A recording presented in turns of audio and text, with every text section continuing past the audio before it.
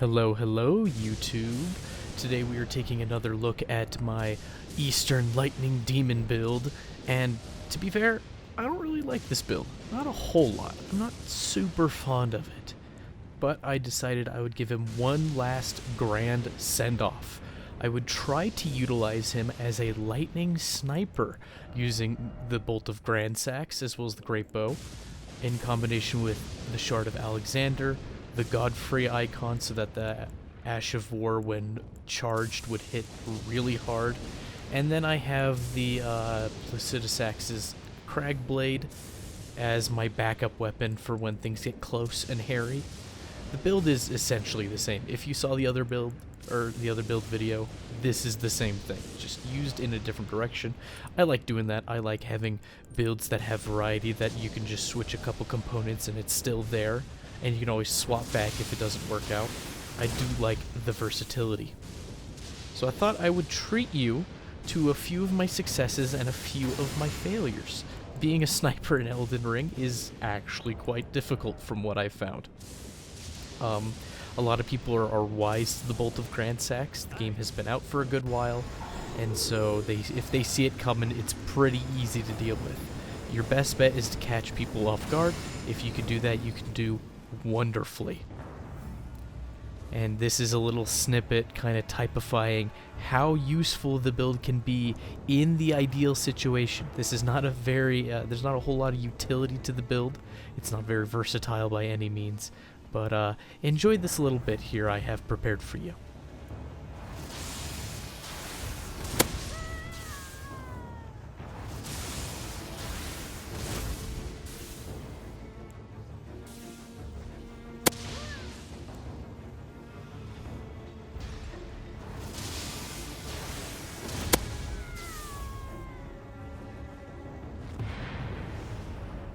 So as you can see in that last clip, given ample time and preparation, using the Wondrous Physic to give us bonus lightning damage as well as the Great Bow using the Great Bow's golden arrows at your feet point blank to give yourself that minor golden vow buff, you can hit really hard. It does quite well when it hits. It feels like gambling. I was talking to somebody about this build, and I likened it to Yojimbo from... I know him from Final Fantasy X. I don't know if he's in any of the other Final Fantasies, but he's a summon that you can bring in to help you during your JRPG adventure. And he is a summon that you have to pay. And how much you pay him bolsters your chances of him doing a great or phenomenal attack. If you pay him little, you get little and sometimes nothing. And this build felt like Yojimbo, but if you could only give him 100 gil at a time cap, and so you had a low chance of maybe something happening. But I suppose when you hit it, it does well. The spear on its own isn't too bad. It was practiced with spears. I almost never use a single spear. It feels too honest, which is a funny way of looking at it, since twin spears are just so oppressive, though they are a huge tax on stamina. So if you can outspace and outpace your foe and they waste all their stamina, you can probably get some great counter hits. If they're using Bloodhound Step in addition to using the twin spears, you might be in a little bit more trouble because they can use just the barest hint of stamina to escape and extricate themselves from the situation. The other perk of this build is you're utilizing the Great Bow, which is fantastic, especially with the Golem arrows. I'm not fantastic with it, so it was good practice for me to get better at utilizing that tool, because it could be a fantastic tool. Now, Great Bows seem to do a little more damage and perform better on strength builds. However, thanks to the Great Bow, they are fairly useful on a dex build and ought not to be ignored. I feel a little silly, but I've already remade this character to meet my playstyle, to be a dex build I'm actually excited to play as. And so that'll be an upcoming video sometime in the future. But I had this footage, I just wanted to play the game, and I got more frustrated than I should have during the interludes between these clips. And it's understandable, right? The key is to not let it ruin your evening, and the key is to not let it impact your interactions with others socially. It's okay to feel a little upset. The best thing to do is just take a step back. Ideally, you're mature enough to not get upset in the least bit, but I feel like anybody who experiences any sort of losing streak is bound to get a little frustrated. It would take an extraordinarily patient and self-aware person to not, or somebody who just doesn't care. And I care a little bit. If I wasn't recording it, I'd care significantly less, but I wanted to find some fun footage for y'all to watch, and to show off this build one last time before we got rid of him. I wanted to keep the Okina mask for the evolution of this build that I was going to make, and I just couldn't do it. Couldn't make the fashion look good. This was the closest I could get and still have the high poise.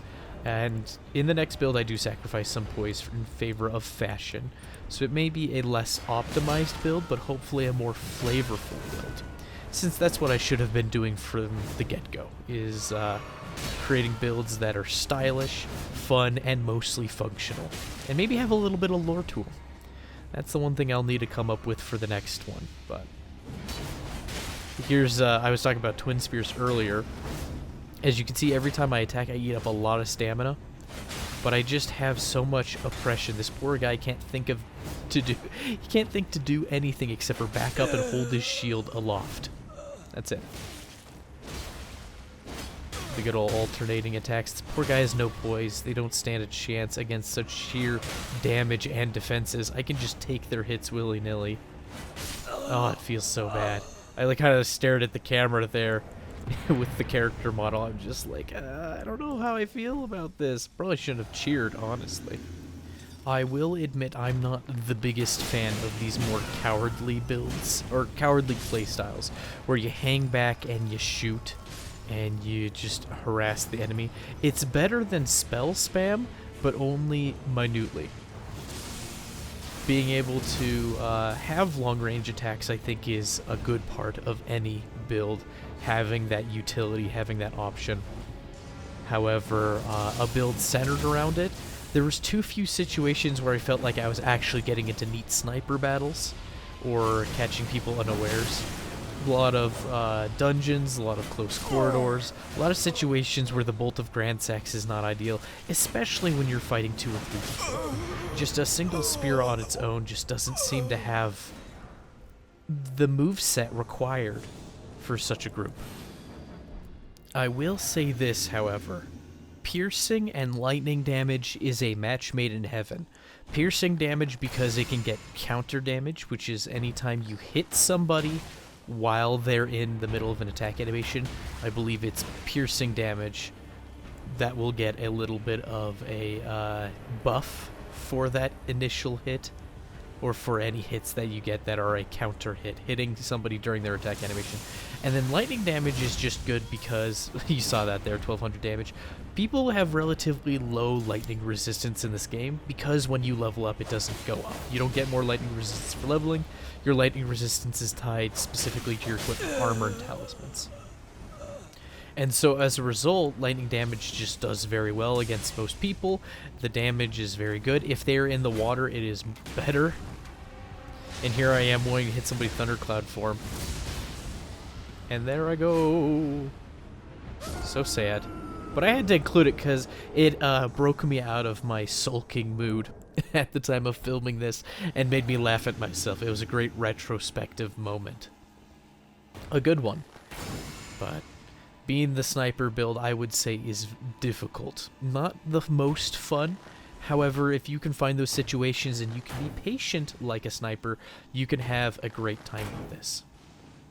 The utility of the great bow just offers a lot to the build. I felt like I got way more kills with the bow than I wanted to, because I was trying to focus on the Bolt of Grand Sax. I wanted to get it to succeed.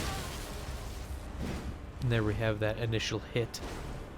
I wonder if he was using the Ritual Shield Charm, the one that buffs your defenses when you have full HP, because that did like 270 damage. It was kind of abysmal. I should have been using it more on this character, honestly, but I am so bad at remembering to switch talismans after that initial hit. If it's not like a duel in the Colosseum, I feel like I have enough space and breathing room for those swaps. And there we have the Sleep Pot into Thundercloud form, and the Thundercloud form did 1090 damage to that guy uncharged. I need I feel like I need to practice the thundercloud form. It hits really hard. Now, it's hugely telegraphed, and the best thing you can do to somebody doing thundercloud form, in my experience, is to try to roll past them directly, even though that feels wrong. Because if you can get them to zoom past you, chances are they don't have the turn radius required to loop around and hit you again. Heck, you saw in the last clip, I tried to do the turn, or the game did the turn for me, rather, with the thundercloud form, and it killed me off that cliff. Another thing to keep in mind when invading is your escapes. A lot of times, if you go down the natural paths of a place, of a dungeon, you might get stuck.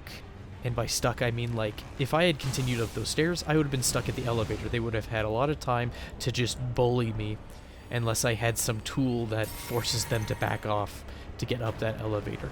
But jumping off the cliff over here, I can take a pot shot, I can reset, and you can live to fight another day.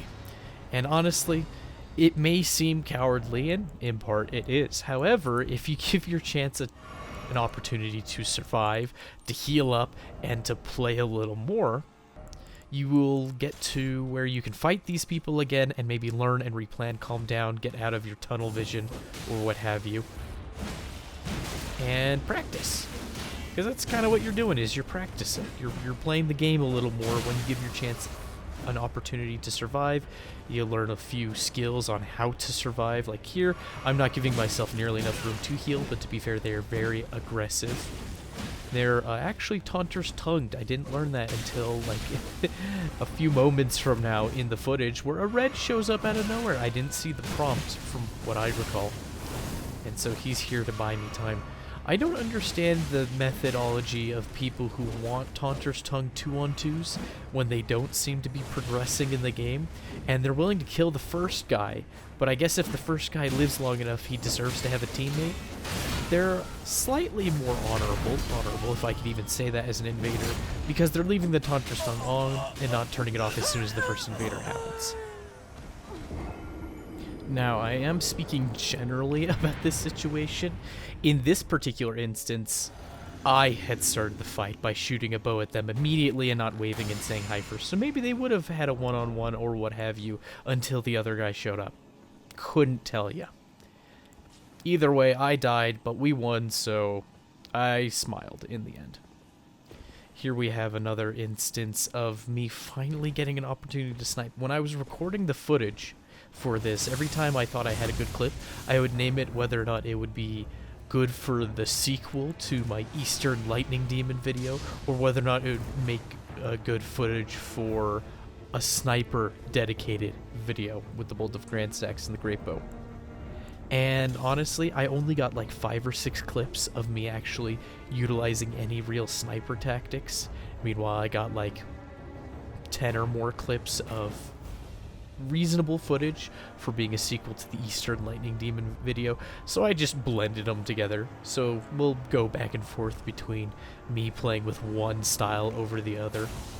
Perhaps I should have just taken the sniper bits and made one shorter video, but I'm poor at that planning thing, and I figured I have all the footage, I'll strap it together, there's fun moments, give you a little variety, give the Eastern Lightning Demon build a sort of send-off, and then next time we'll have, well, not next time, but in some future time, we'll have that new build, that new Dex build. I'm excited about it. I need to not gush about it, especially since we're still in the middle of this video. Talking about future plans seems rather silly, but I suppose I use these videos as a one-man podcast anyway, so who really cares?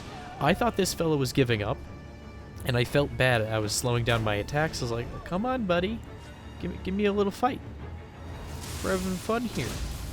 Sure, you're like fish in a barrel, but you jumped down here, right? That's the natural consequence of these things. I'm like, all right, we'll go fight him mano a mano, if that's even the phrase. I'm probably saying it wrong.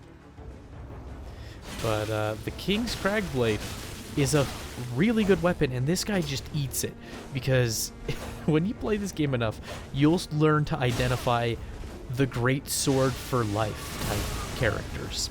They will use the great sword, they love it. I mean, it's a sword but bigger, right? But it's not too big. It's fairly useful. And they get in your face and they just swing. They fear nothing.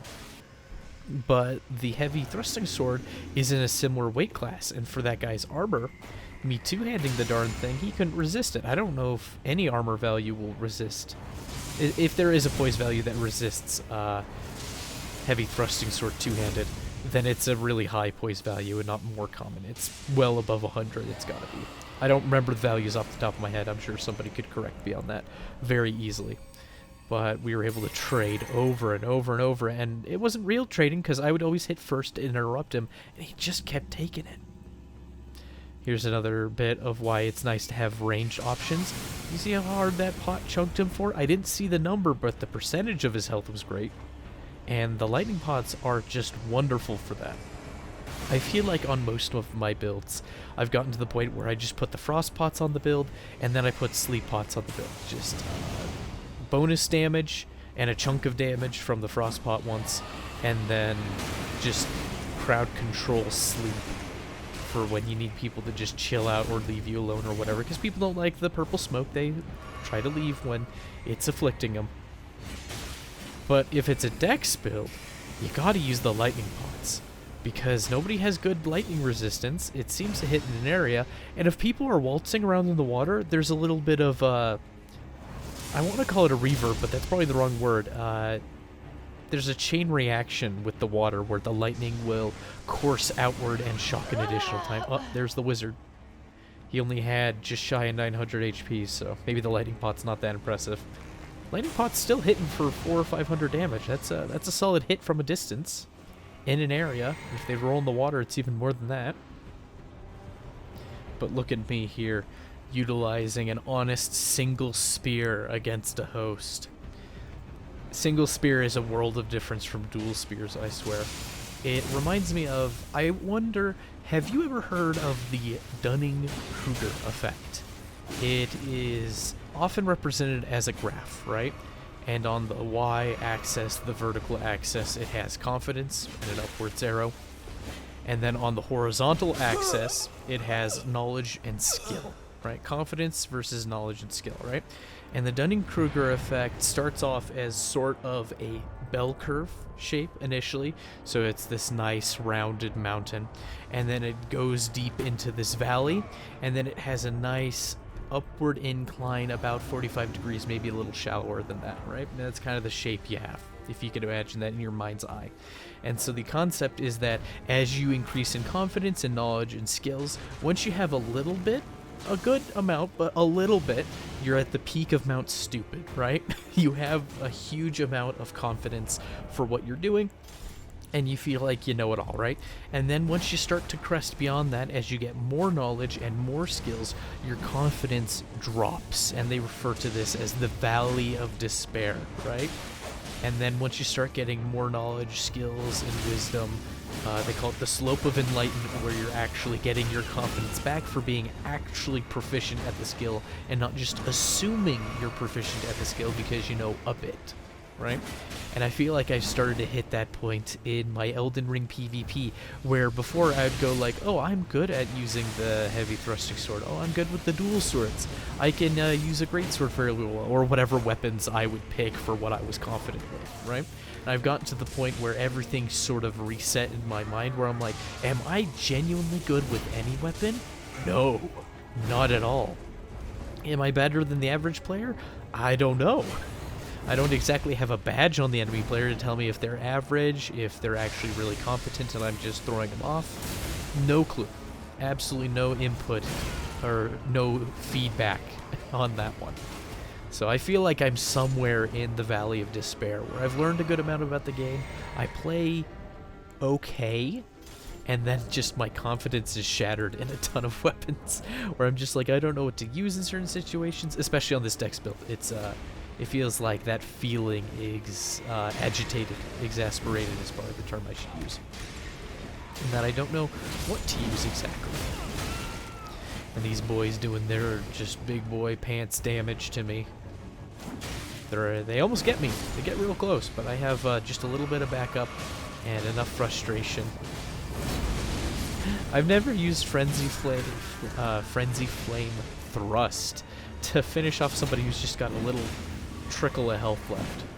That was I never thought to use it in that fashion. I always tried to use frenzy flame thrust as like a capitalization should you frenzy somebody, and you have good latency with that individual, good internet connection, and so you can actually get it to hit as a finisher if they have a good amount of health, I should say. Like after you get a whole lot of ghost hits or something. But I suppose if you're getting a whole lot of ghost hits, your internet connection's not that fantastic. But circling back to my main point, the Dunning-Kruger effect, don't let the Valley of Despair rule your life, and try to be aware of Mount Stupid because it feels rather inadvertent. You don't mean to be there, you just are. You don't even have to be a particularly prideful person to end up at the top of Mount Stupid, where you have just a little knowledge and high confidence. It happened to me. I like to write for fun. Novelizations, genre fiction, that sort of thing. That ballpark, that wheelhouse. Just for fun. And I used to be able to write like 20 pages of prose in a day. Very easily, just like in high school. Like get off of school, do my homework, and then I could just write for 5-6 hours straight, get like 20 pages out, and it just came out real easy. It was so much fun, right? And then a few years pass, I learned a lot more about writing, prose, narratives, how to get characters to work well, and suddenly you dip into that valley of despair where you go, oh no, there is actually a whole lot of space between me and people who do this professionally, who are able to write and tell stories that are satisfying, that are compelling, that make people stand up off their seat and cheer. That is a huge level of skill, right? And you don't need an amazing or complex story, just executing a simple story well can do that. Another tangent upon my line upon line of tangents. That guy with the twin hand axes, kudos to him. I could never do that. I've swung around the twin hand axes and the twin maces, and they have these awful, slow, short reach, alternating hit attack patterns. And given the way poise works in this game, you hit people with the first part of the attack pattern, and then they just leave. Any paired weapon that attacks simultaneously will just always be better, or at least very close to being simultaneous. Goodness. I just felt so bad for that guy. Here's an interesting character. I ran into this guy actually 3 or 4 times, and this was probably the best footage I found against him. Because this was my first interaction with him. After that, I felt like, well, he's using a great sword, and he seems fairly competent with it. This is a time for me to learn to use ultra-light weapons, like the Katars or the Shamshir, or what have you, something lightweight.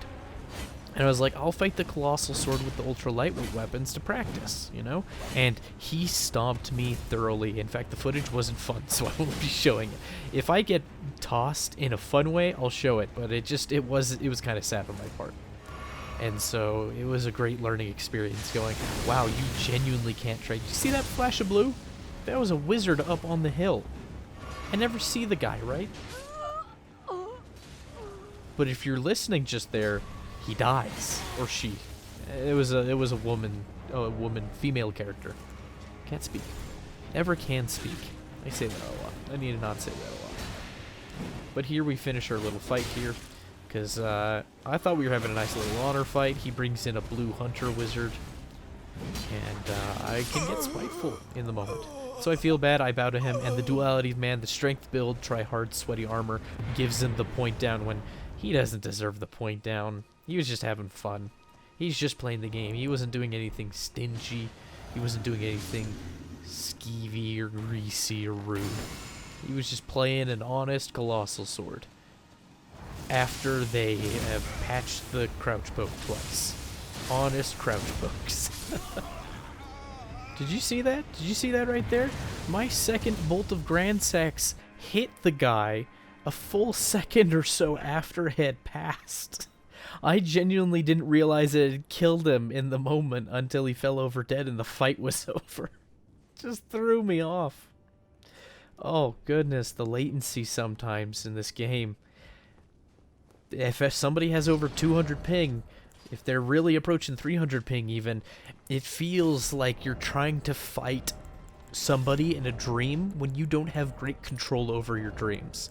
Your punches are these wet noodly arms. Weapons in your hand slide unnecessarily. There's no such thing as friction. It's just horrible. And here's me being nice, by the way, throwing a pot at them and then going for a poke instead of just going for a straight up attack, because I don't think they saw me initially. I don't know, I get a lot of, not a lot of, I get some people who go, oh, why would you attack them so like that? Why won't you wave and be nice? Why aren't you honorable, right? And I feel like for the most part I am. Maybe that's my own self-justification to help me sleep at night. But this person's playing with Taunter's Tongue on at the end of the day. They turned on the function to allow 2 invaders into their world. And then they have the item that brings a hunter into their world. They wanted a fight. They're here for it. And here's me being horribly greedy and awful at stamina management as well as spacing. I win through sheer numbers. That wasn't really a clever move right there, but it still worked out in my favor.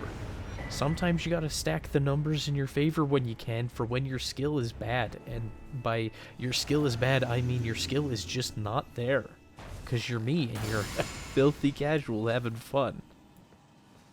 To return to my initial point, I feel like the context of the invasion helps dictate how I treat the host and his phantoms of a world.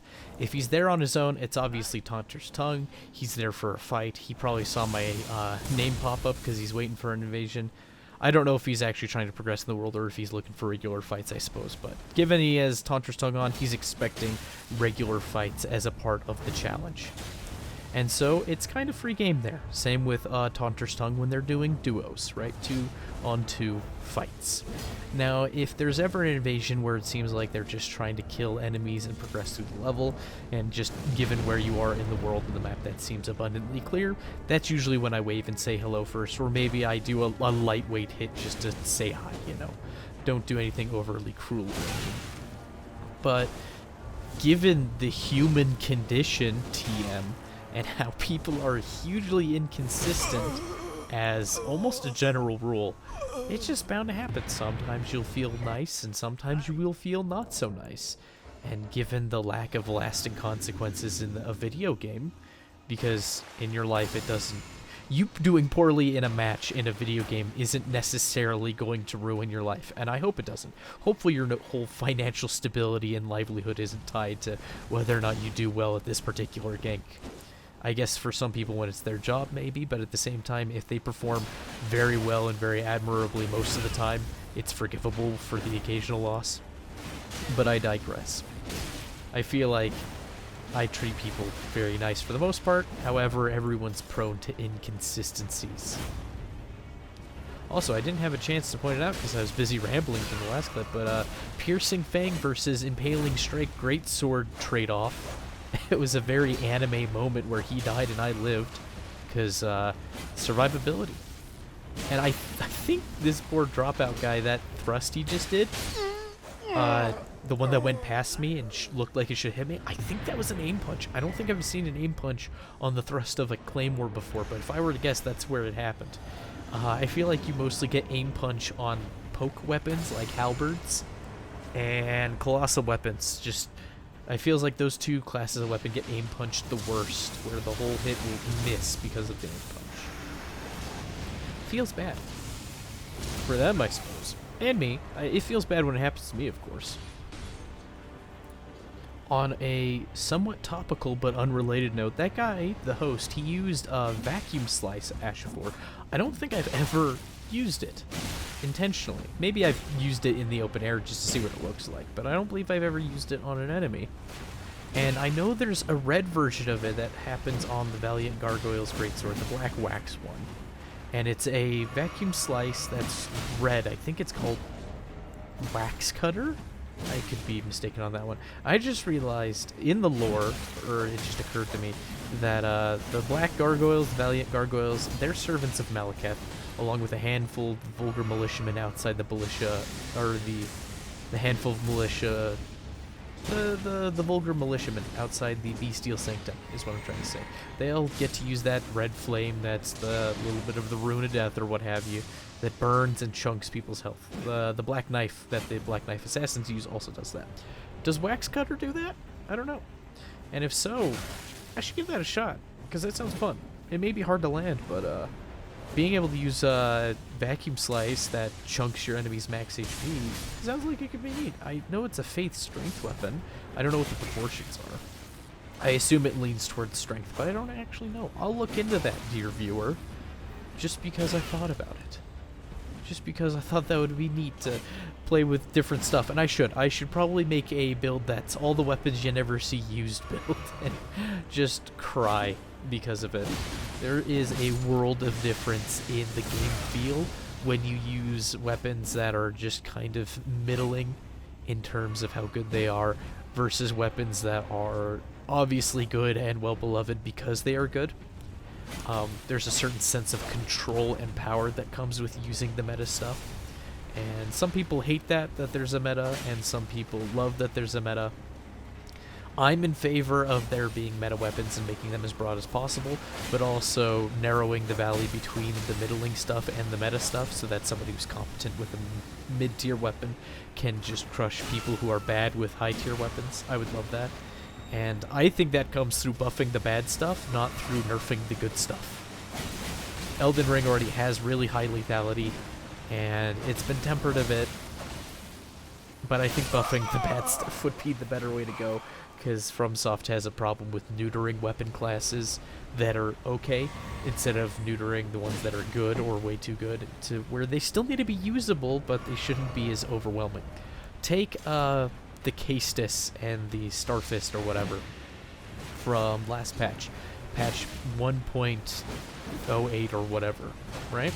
It had a running heavy into heavy combo that was fairly consistent, and it turned a weapon that has short range into something that was fantastic as a sidearm and a great backup weapon, and I don't know, I loved it. I had a lot of fun. I actually started using punch weapons that patch because of it, and it feels like the next patch, patch 1.09, they made it so that the running heavy into heavy wasn't a combo anymore, and the weapon's okay, but it lost a lot of oomph, and to be fair, it was never fantastic to begin with. It was good enough. It had a trick up its sleeve that could be useful to people who weren't paying attention. The obvious cure-all for fighting somebody who's really good with fists is spacing. If your internet's good enough and your spacing's great, you can punish their short range pretty readily, and it was never all that oppressive. It wasn't too hard to outrun either. You had options, you know? It was a good pick, it wasn't the best pick. And they decided to nerf it, which felt bad. They also had nerfed Colossal Swords for a bit. The crouch poke became unusable. They kind of undid it a little bit. Now it's usable again, but there was a little while where Colossal Swords were just gone.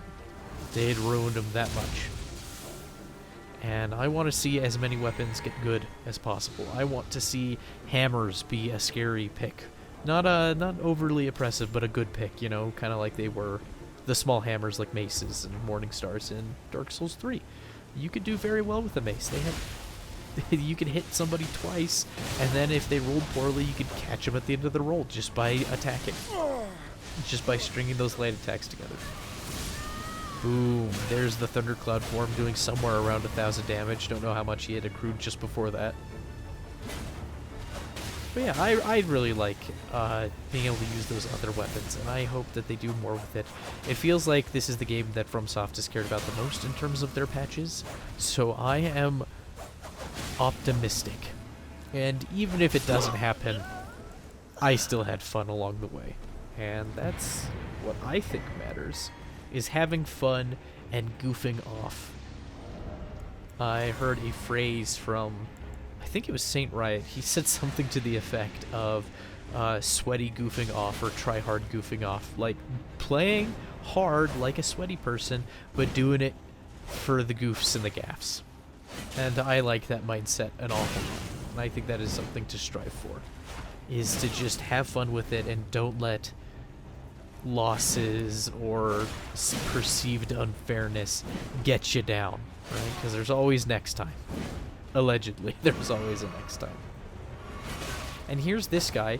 Pay attention to how many times I hit him with this poison weapon, because I was under the understanding that Poisonous Mist added like 70 or 80 points of poison to your weapon, and I feel like I'm hitting him pretty consistently, and it wasn't until the very end there where he actually got poisoned by the cloud or what have you, or maybe it was it afterwards. And it just, like, I feel like I hit him like 6 or 7 times, or at least even including ghost hits, I should say. And he just wasn't getting poisoned. But crouch attacking, not crouch attacking, what's wrong with me? Shield poking eats up a good amount of stamina, and taking damage, or stamina damage through your shield's also bad. And that's what led to that poor guy getting critical hit into the dirt. But here's the build again, in case you're worried that you didn't see it at the first minute and you wanted to copy it. It's a suitable build, right? It's got good poise, it has a good slew of weapons. I just personally wasn't the biggest fan of it. This was a nice twist on it, but at the same time, it wasn't enough to save the build ultimately. And the new build is just kind of a switch around of weapons, a couple points here or there moved around, and a complete change in fashion. So you have that to look forward to. But here's everything on screen. For those of you who were curious, I wanted to thank you for joining me today. It was good fun, and I will try to put out more of these and try to do unique builds. I just feel bad because I like most of the other builds I have. And sure, I can make backups and saves, but you only get 10 character slots. Patch in more character slots, FromSoft. I have a problem, and you're reliable. Have a good one. Bye.